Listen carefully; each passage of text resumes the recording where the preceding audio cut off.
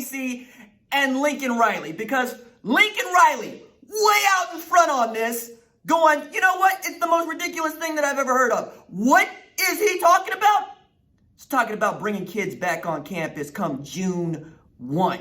Now, the quote here, and I need to give it its full breath, is, in my opinion, we need to bring them in as late as we possibly can before we play a season. Every day early that we bring them in is a day we could have gotten better.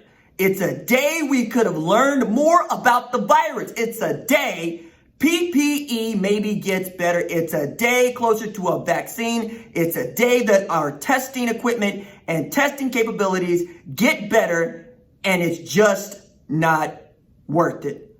So we've got to be patient. We've got one shot at this, one opportunity to seize everything in life you ever wanted in one moment. And we got to do it right.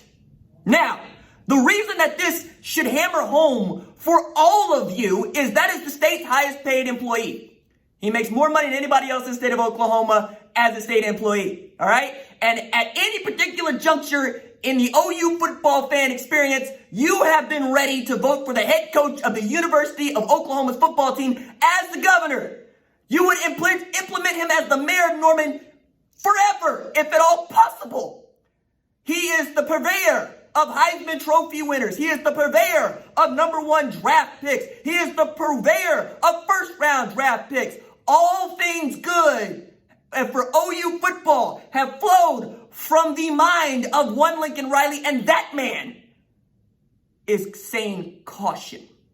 Proceed with caution. Why are you in a hurry? Because as I think of this thing, we're 6 months from a vaccine. And if my parents die of this virus because we were impatient enough not to wait for a vaccine, I'm going to do more than flip tables. All right? Many of you know my opinion of this thing is saving life, because I don't think that there's anything more important.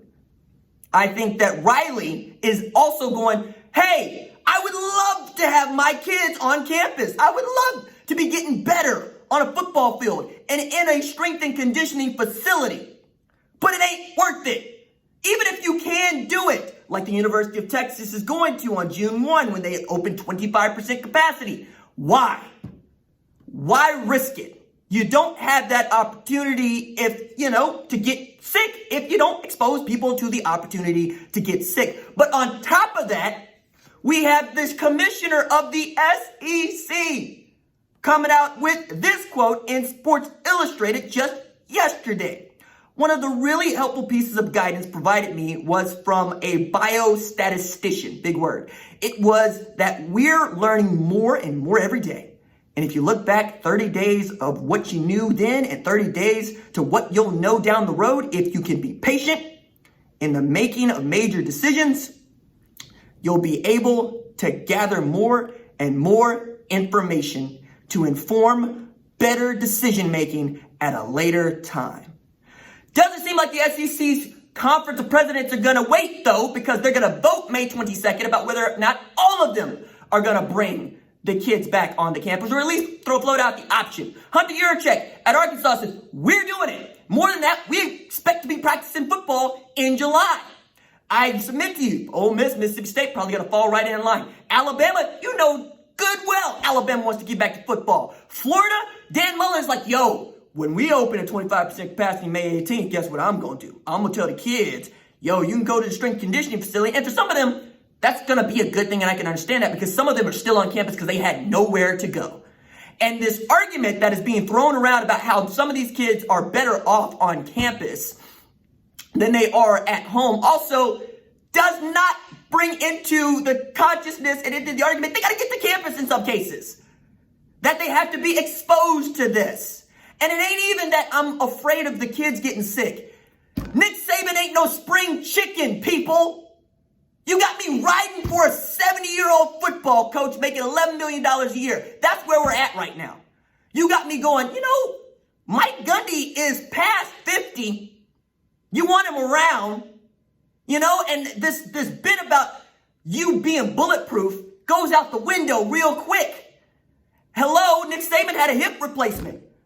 Many of us know people with knee replacements. You know what gets exposed during those times? Infection. You know where viruses come from? Everywhere, all the time. But if you don't have a vaccine for one, like the flu, yeah, man, you stand to lose more life over this. And more than that, just getting into this conversation, the bit about, yo, I am not really going to entertain this bit of, hey, it ain't gonna come get me. Yeah, man, that's exactly the kind of thing that kind of gets us here. It can't come get you. It will come get us all. And if we don't protect each other, what are we really talking about here? Are we in this dog eat dog thing? Because I submit to you, I'm here for it. I got hands for it. You know, I'm raised that way. My parents are ex-military. My parents are the people who taught me to step on somebody's neck when you have them down. So we can get down with the get down if that's what you want to do. But I submit to you, I don't want to do that. I want to be the dude hugging people, telling people how much I love them, but you're putting me in this position where all I got to do is scream about reason, logic. Oh my goodness, man. What are we doing here? Are we going to take care of the kids? Are we going to take care of our elderly? I'm turning 33 this year. I'm in the mix. I am inheriting the world. Mayberry's inheriting the world. We are responsible for your well-being. Goodness me. That's where we're at. We got the 36-year-old, $6 million head coach talking about, yo, pump the brakes. Pump the brakes, pump the brakes. And you got the 33-year-old sports talk show host going, pump the brakes. Meanwhile, I'm throwing my hands up because Mike Gundy's talking about running money through the state. Yeah, man, we all losing money. All of us. Ain't nobody making no money. So at least save somebody's life. Could be your parents.